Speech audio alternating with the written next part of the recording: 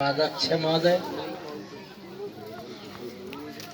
अतिथि विशेष अब तो प्राय निकल गए हैं और जिसने आज 10-12 दिन तक आप सबको सुंदर ज्ञान का प्रवाह किया, परम आदरणीय श्री जनार्दन शास्त्री जी महाराज, विदुषी उषा माता जी, अन्य स्टेज में जो मंच में विराजमान हैं और हमारे निजानंद धाम के अध्यक्ष महोदय, रामानंद मंदिर के अध्यक्ष महोदय, सभी महान व्यक्तित्व एवं धर्म प्राण शिरोमणि सुंदर साथ जी, भक्त वृंद, आज से करीब 15-20 दिन पहले हमारे नारायण भगत काठमांडू गए थे। जिस मंदिर में मैं रहता हूँ वहीं रहे 5-7 दिन तक। उनके कुछ किसान आंदोलन के लिए गए थे। बहुत मुझे लगा, रोज मेरे से मिलते थे। वहाँ कुछ ऐसे धार्मिक शिक्षण तालीम होती थी। सुबह 6 बजे जाकर के वो बैठ जाते थे। इतने श्रद्धालु, इतने भावुक, इतने प्रेमी मुझे लगा। सुबह सुबह मुझे किसी ने कहा, मैं तो कहीं दूसरे एक काम में था, बाबा की तबीयत अच्छी नहीं है।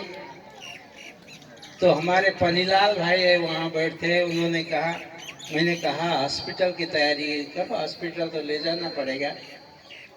तो हॉस्पिटल ले गया। 3 घंटे के बाद, इतने 3 घंटे के बाद उनके प्राण निकल गए। आज आदमी वर्षों बीमार पड़ जाते हैं, वर्षों बिस्तर में पड़े जाते हैं। कितनी दवाइयाँ, कितने डॉक्टर, कितने यहाँ होता है, लेकिन इनकी आत्मा ऐसी विशुद्ध आत्मा। हमारे संप्रदाय में, कृष्ण प्रणामी धर्म में ब्रह्म सृष्टि बोल दे। ब्रह्म सृष्टि એટલે महान आत्मा, परमात्मा की अटूट कृपा जिस ऊपर होती है वो ब्रह्म सृष्टि है। परमात्मा की असीम अनुकंपा उनके ऊपर थी। और जैसे ही इनका कार्यक्रम यहाँ शुरू हुआ, मुझे भी आने के लिए आग्रह किया। मैं आया, आप सबका दर्शन मिला, उनकी श्रद्धांजलि में भाग लेने को मिला।